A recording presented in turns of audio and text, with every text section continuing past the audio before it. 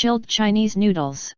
Ingredients: 2 portions Chinese-style noodles, 2 eggs, 1/3 cucumber, 1/2 tomato, 1/2 bag bean sprouts, 2 slice roast pork, 50 ml soy sauce, 60 ml vinegar, 70 ml water, 20 grams sugar, 1 pinch salt, 1 dash umami seasoning, 1 teaspoon sesame oil.